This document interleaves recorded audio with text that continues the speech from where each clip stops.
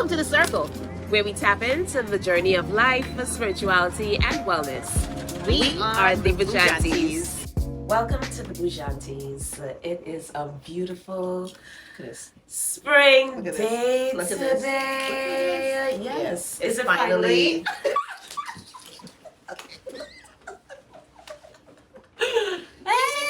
Happy, but we are finally. Look, this morning when I woke up, I was like, wait, it doesn't feel cold. It doesn't feel cold. Right. It doesn't feel windy. Right. All right. This I can handle this. It was. I can handle this. Yeah. Like when I came outside, I was like, oh my gosh. You know, just feeling the balminess. I was like, and I don't want to talk too much about it because, you know, yeah, I want to make sure. Yeah, I don't want to jump the gun too fast about the weather. Right. So what are we talking about today? Forgiveness. Forgiveness. Forgiveness. Oh, God. Forgiveness. Yeah. Forgiveness. A very That's a broad topic. But deep. Yeah. Yeah. Yeah. Yeah. You know, that's been hanging as low hanging fruit as they say, because I've been watching that, you know, like so many things that I need to forgive myself for. Right. That I think I've forgiven the first, second, third, fifth, 20th layer. Yeah. And now I'm going even deeper and going, okay, let's understand, how do you release this completely? Right. And it's the releasing that's allowing me to forgive others. Oh, nice. Yeah. Nice. Yeah. So you're releasing personally, Mm-hmm. and then that's kind of emanating out. It is, because I think the idea of forgiveness of others, no one really cares.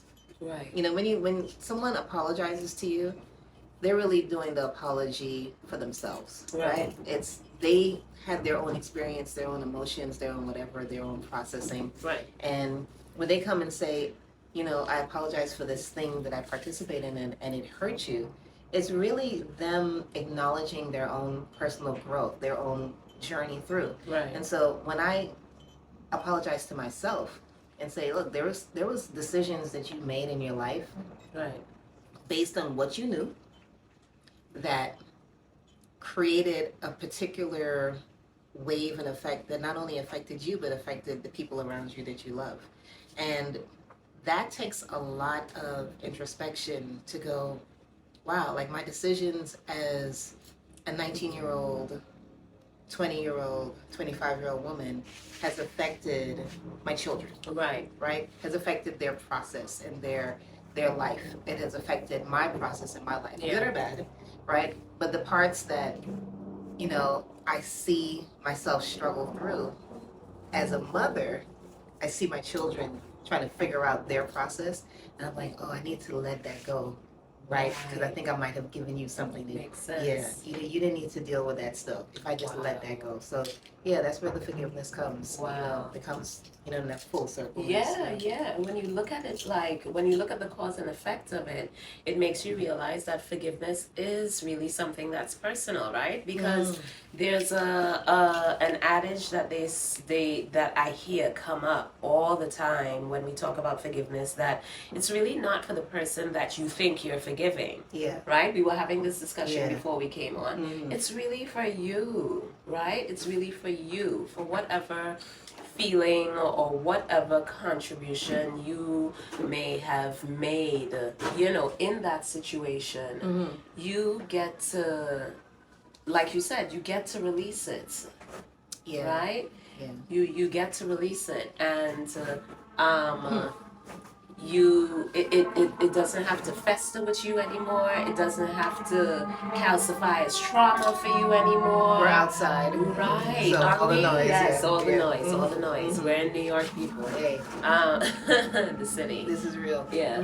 But it's that festering and that calcification. Yeah. Speak more about that. Like, you know, they always say, like, if something happens to you as soon as it happens, it's better that you talk it out and kind of process it as soon as it happens, as opposed to you sitting in it and stewing in it and letting it become you and become part of you.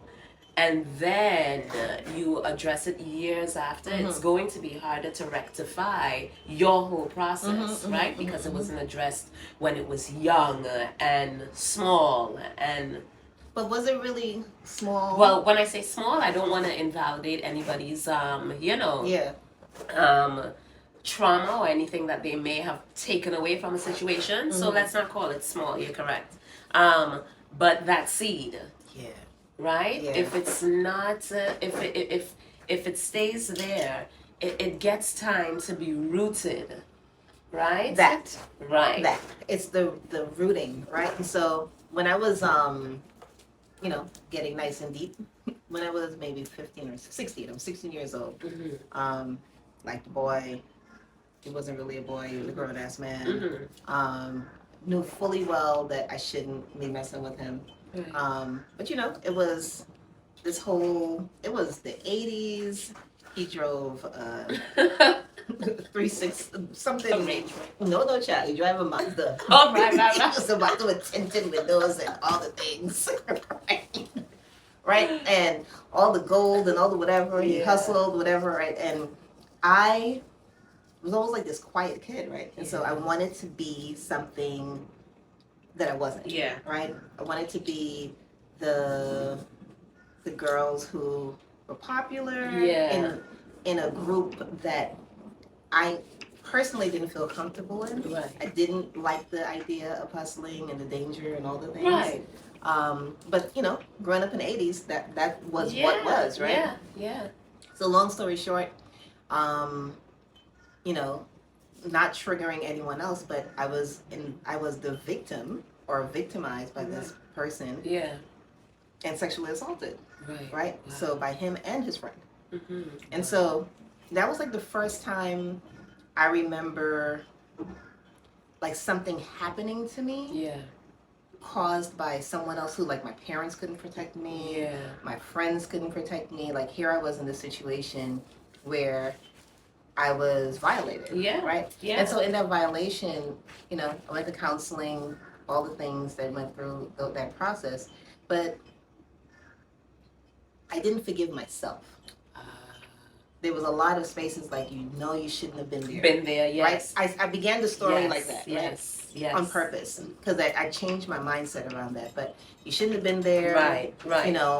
Victim blaming. Right. You should have known. You should have whatever. Right. The understanding around doing something like that to yourself when, like, horrible things happen. Yeah. When you understand it, you now move to a space where you have to forgive yourself. Right. For even holding yourself in that space of not just shame, but blame. Right. Right? Because shame and blame, they are the exact opposites of the same right. Of forgiveness. Okay. Like, because if you are holding shame, you're holding blame to yourself. Yeah. How do you forgive yourself? Right. Because you're giving yourself, like, all these reasons of why this shouldn't have happened. You should have known better, whatever. Yes. Instead of going, someone did something wrong. Yeah. Because Period. just like how you have that responsibility to self, saying that, okay, you didn't have to be there. Guess what? You were there. That's the truth. Right. That person, though, had a choice also to violate you or not. Exactly. Right. So the space that comes into, if you hold that lump, that seed, and allow it to fester, allow it to grow, it becomes like this oak tree inside of you that says, I'm never allowing anyone in. I'm never trusting another person. I'm never, this is never going to happen. I'm never going to be vulnerable. And that never are building blocks for walls that hold you in, and it doesn't allow you to be free. Right. That lack of freedom is where disease comes in. Yes. It's the disease of fear and distrust that manifests in all sorts of things in your body. Yeah. Right. So that process of forgiveness comes in. For me, I've learned that it's a slow cooking pot. You can't rush it. Right. You got to be able to allow yourself to stir the pot and understand what happened, and not have this toxic positivity, like, right, because there's a lot of processing. It's a lot, and you're supposed to give yourself that space and that chance to go, what happened? Yeah. And whatever the what happened moments, we all have had that, where maybe it wasn't something as drastic as sexual assault. Right. But whatever it was, it caused you to pause and go, oh, that hurt. Or worse yet, you caused that pain to someone else. Yeah. And you have to go, oh, wait, what did I do, right? Right.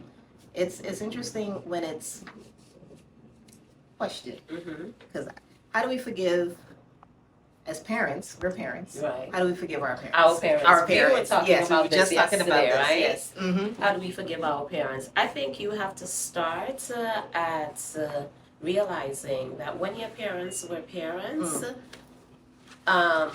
they were parenting from knowledge of self, right?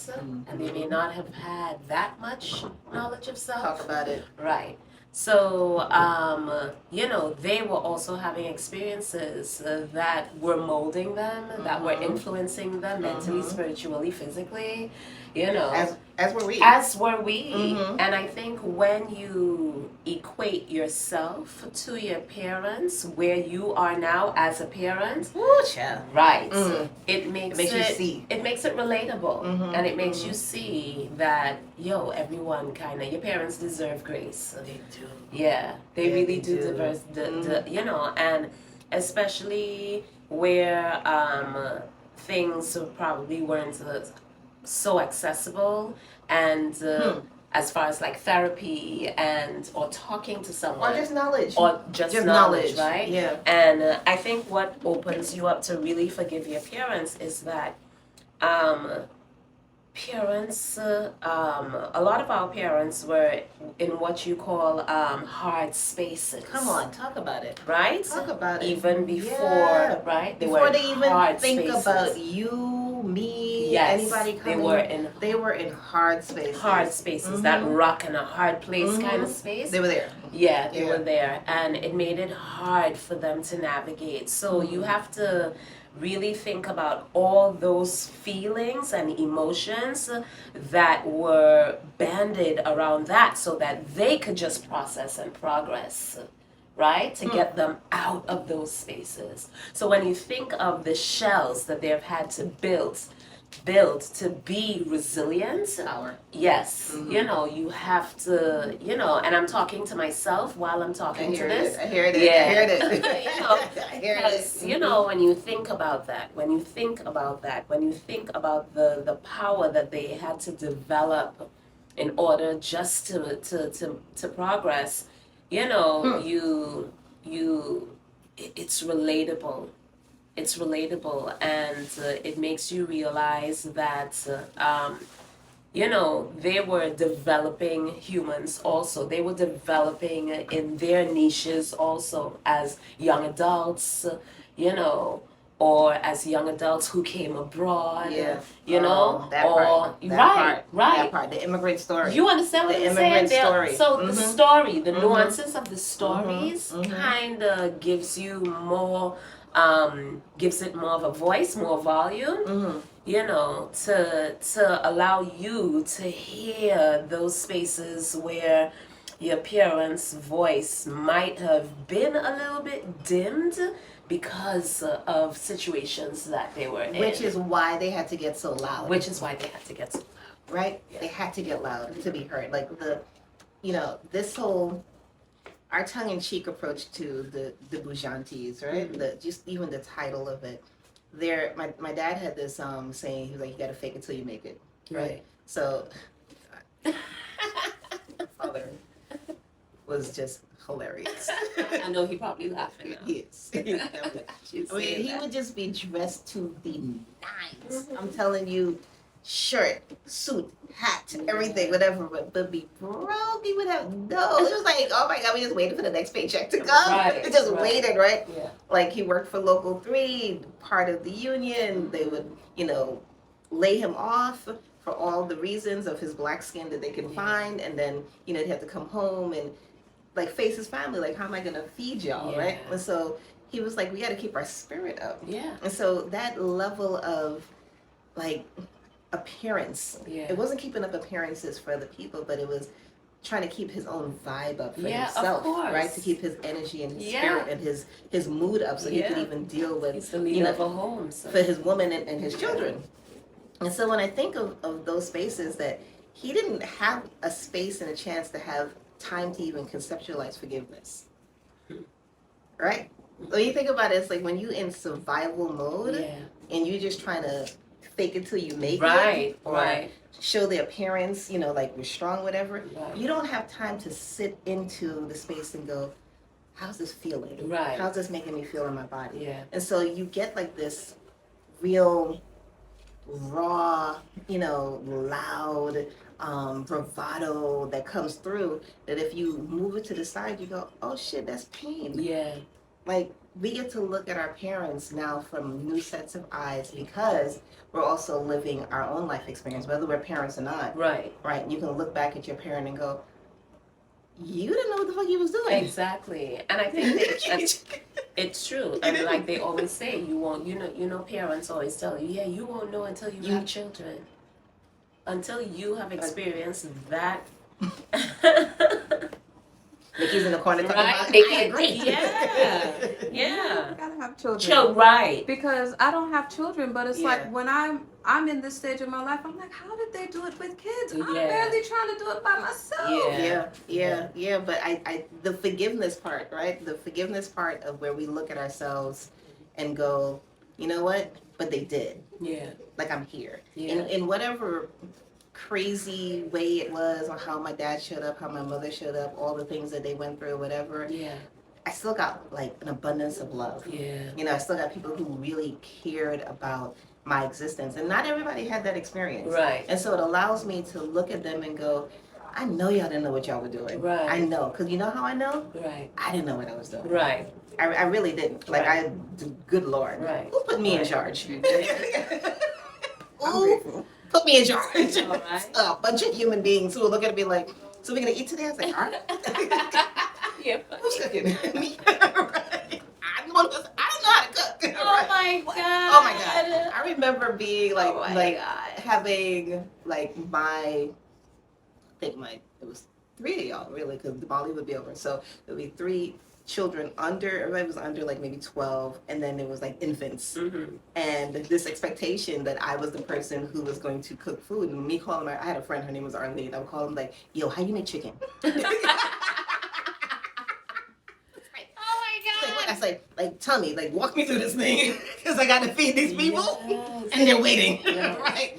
And, under duress and under fire, you learn, right? And so now, as I look at my adult children, and they look at me like, like I had the answer, I didn't. I really didn't. And I watched them, like, formulate thought processes and also make decisions on if they're going to forgive me or not. I'm like, y'all better. I'm not even taking no for an answer. But only because, not because it's doing anything for me. Because if you don't forgive, you will be stuck with that shit. It's true. Yourself. You will stuck. You will be lamenting over what didn't happen and how they didn't do what they were supposed to do, whatever, and it stops you from moving forward. It does. It does. I've experienced it. Like, it stops you from allowing yourself to take the space you need. Right? Like, I don't know if everyone does their best in situations. I know they just do. Right? And so whether you do your best or don't do your best, or a person, I had a beautiful sister friend came by the other day, and she apologized for an experience that we had that hurt. It hurt both of us. And she apologized in a way that was so expressive about where she was and how she had to maneuver through that process of where she was, that it wasn't for me to forgive her. It was her forgiving herself in my presence, right? There was no need for apology for me. Like, I was already like in the space of going, this is what it was. This experience happened. I know that I've been in positions in my life where I've hurt people, right? And I had to go, okay, this is how this happened, and I've shown up and showed myself in a very vulnerable way, saying, look, I'm sorry, right? I can't make another person do that. And when you say sorry, and I began that earlier, you're not saying sorry to benefit the person. You're not apologizing to the person because it takes away the pain or whatever. It's you acknowledging that this experience that I went through, that I learned from, allows me to now come and say, I'm apologizing for the pain in my process of my learning that it caused you, but this is my true space. This is what I had to go through. Yeah. And that to me is what forgiveness looks like. It's messy, it's dirty, right. It's you coming to terms with your own self and going, I'm not always right, nor am I always wrong. Right? That duality that you always bring up into space. Yeah. It's to be able to say that to yourself and then offer that grace, I think, to yourself as well as to others to look up and go, all right, you're going through a moment that might last a whole lifetime. Right. You know, it might not even, I might not even get to see the other part of what this looks like on the other side for you. Right. Right? Right. But that's okay, right? But that's okay. Yeah. That's and okay. Just to say, you were saying you don't know if everyone do their best, right? I don't. Right. Because I don't know if I always do my best. Right. Although we should be, though, you know, and I think... Sometimes I don't even know what best look like. Exactly. Your best is not always the same. You understand? Your best when you have a fever. Right. It's true. Or when you had your morning started like, you know, when you were thrown into your day versus when you had time to take care of yourself and get into it. Right. Your best is not always the same. And that is what I think one of the, I love this book, The 4 Agreements. Yes. Oh yeah, you're still reading it? Yeah, we're still reading it. We're finishing it up on the podcast actually. And one of the agreements is always do your best, right? I think it's either the second or third agreement or something like that. And it's good that we're talking about forgiveness because part of always doing your best is forgiving yourself, is moving. How are you going to do your best, right? That's why I said I don't know if people always do their best. Right, yeah. or be poured into the way you should be, right, by others or by the environment that you're in, if that rock of forgiveness is sitting in you. Like if that blockage is sitting in you. That lack of forgiveness. Yeah. You know, like how are you going to do that? So it makes it even more clear that, forgiveness actually does start at home. It does start with you, you know, so that you can receive and understand and process. It is with you. It is a clearing out, like you said. It is a disbanding. It is a release, you know. So and we came back 360. It makes sense, you know, that it does start with you. I'm reading what's the title of the book? The Body Holds the Score. Yes. Yeah, I'm reading. You're reading that book. Yeah, I've been reading that book. I get through 2 chapters and I have to put it down and go, okay, let's think. Let's experience what I just read now, right? Yeah. Not even but. So when I was a child, I remember, you know, adult stories. Like I could hear my parents, I could hear the rumbling of the arguments about to happen. Right. Right? Which building get paid? You know, I saw you talking to this man. I saw you talking to this woman. You know, like whatever. You didn't know all the stories. You heard like the little snippets of the adult stuff, and you put it together and you go, oh snap! It's gonna be a jump off, right? Yeah. So my body would react, and I would get these really terrible cramps in my leg, like almost debilitating. Like I couldn't walk. Yeah. It was so painful, right? My mother would take me.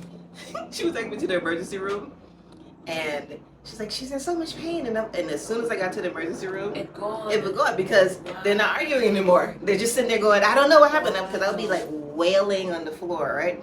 Because of the anticipation of what the arguing was going to come to. Now it's going to come from not just verbal, it's going to come, y'all going to go to blows, right? Like the disruption of what I knew to be normal in those moments would be abrupt disruption, right? And so my body would react.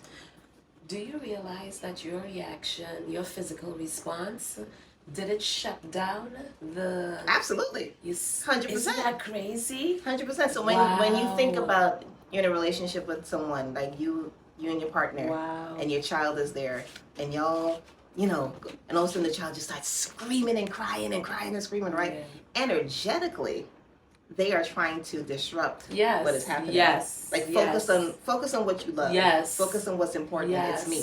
Right? Wow.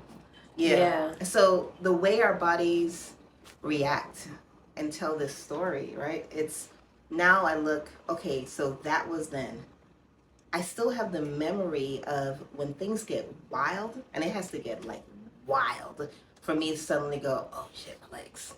Like my calves just like getting tight. Like I know because of my studies now, the connection to somatic memory and all of that, right? Yeah.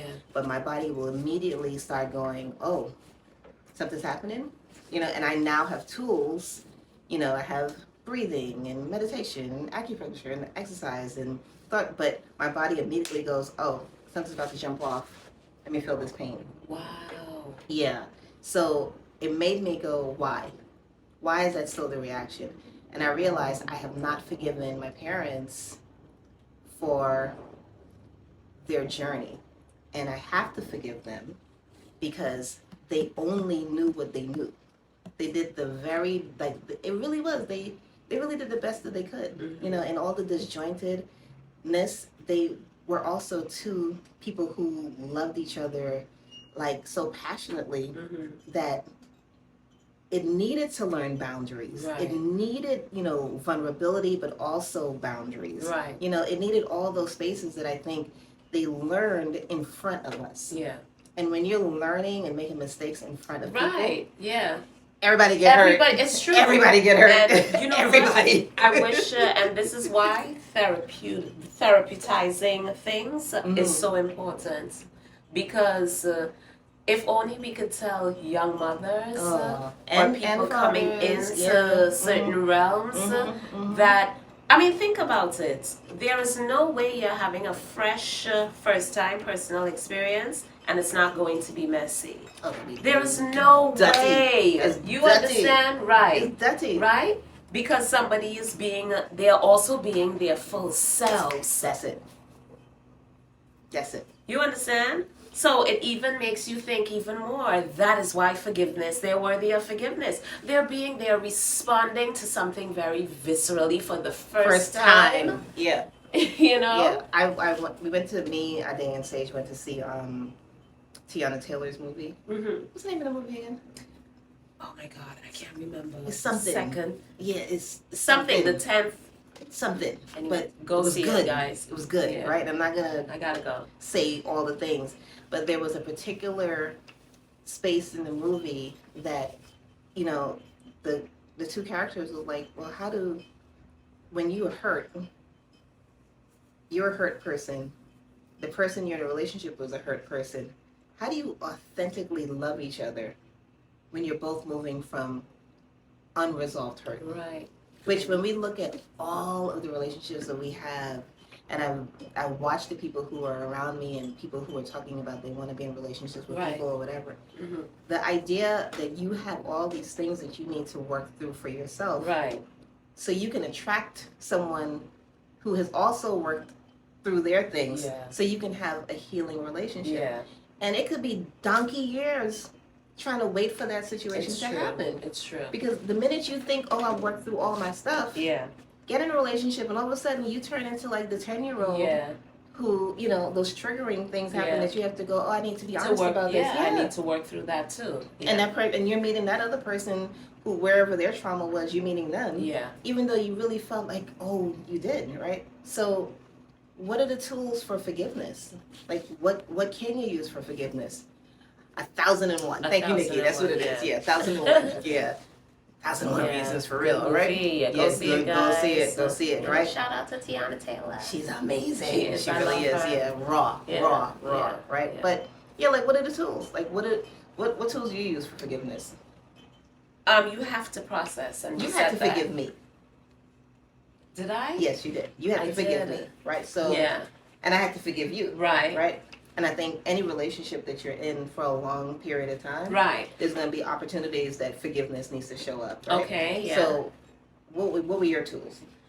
You have to. I think processing why you feel the way you feel, what made you have those feelings.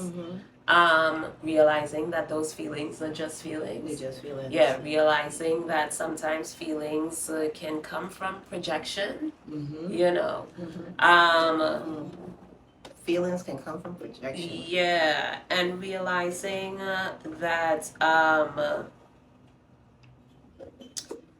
sometimes when you're processing something, you could also process things from emotion versus facts.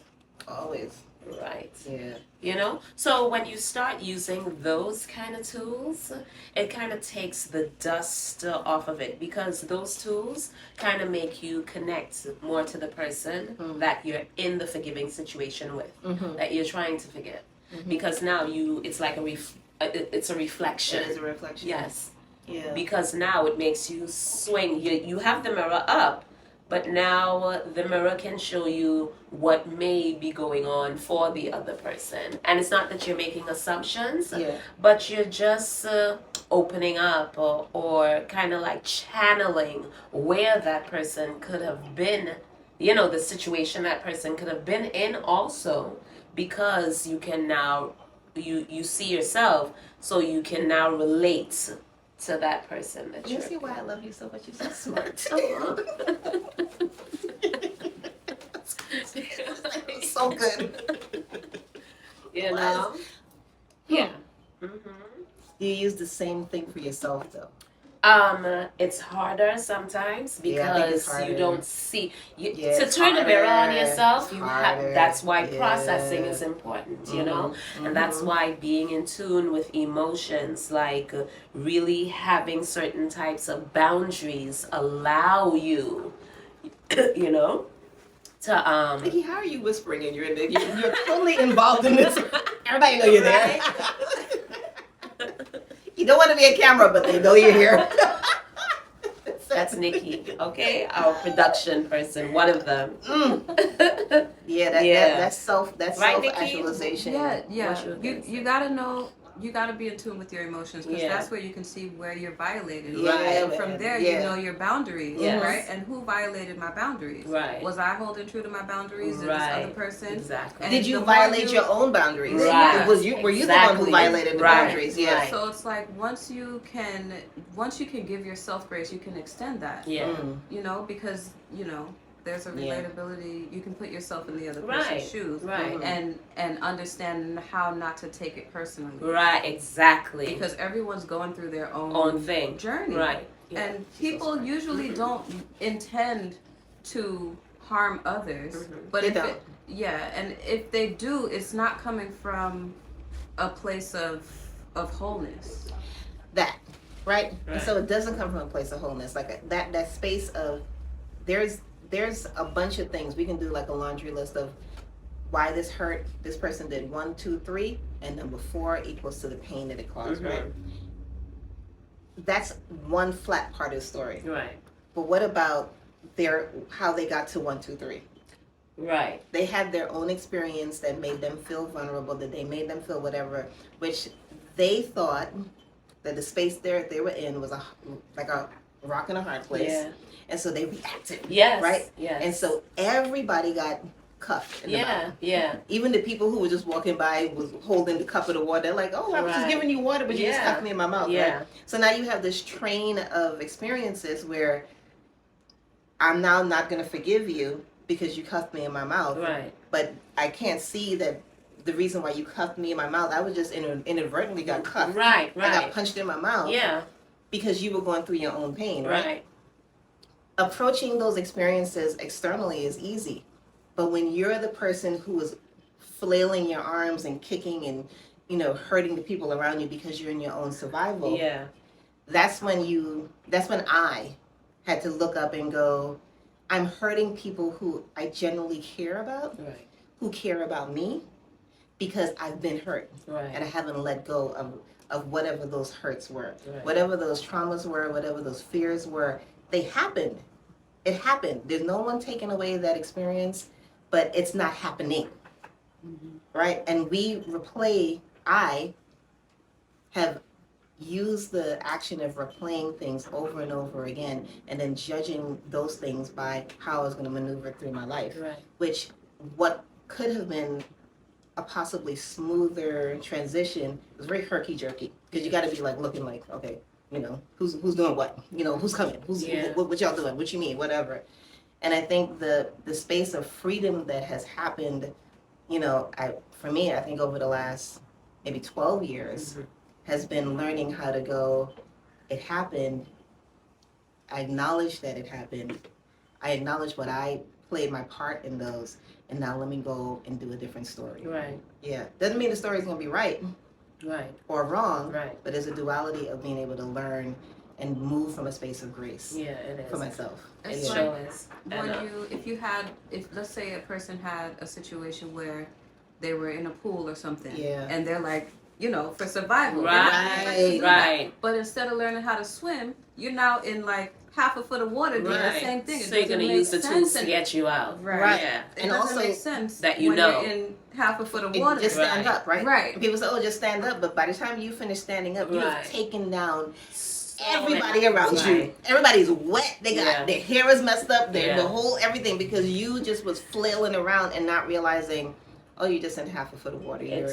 You're afraid of what has happened before, and so you don't really get to judge what's really happened. That discernment that you're talking about, that pause of the situation to go, let me really look at this, not from an emotional space, Right. but from facts. Right. And And not some people are too afraid now to go and learn to swim. Right. So now you're in a situation like that again, you don't have to worry. Right. Yeah. Not taking it personal is one of the tools too that allows you to forgive. I had to learn that. You know? Yeah.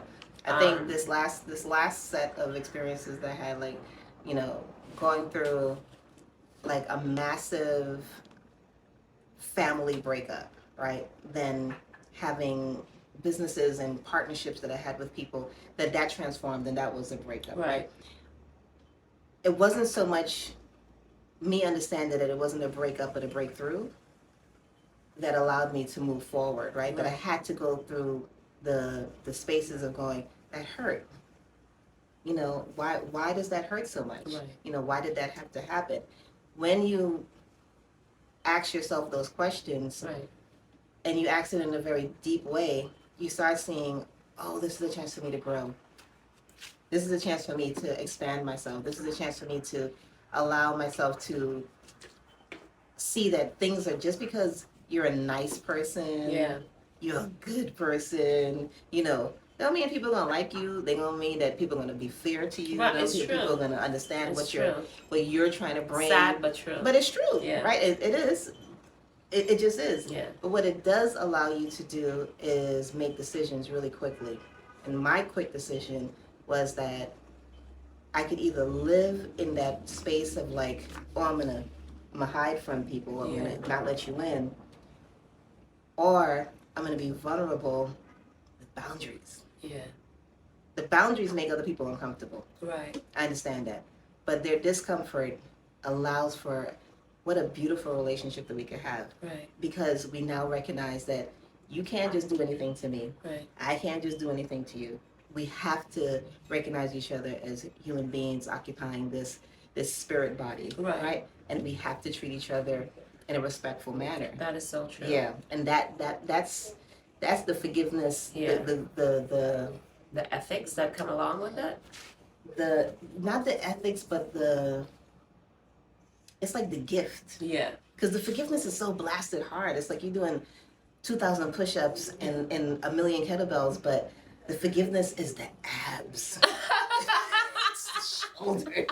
It's, oh my God, the quads, the glutes. It's the glutes. It's like, oh, I look good, I feel good, right? But the work to get to there was some work. Oh my God. Yeah. It's true. Yeah. It's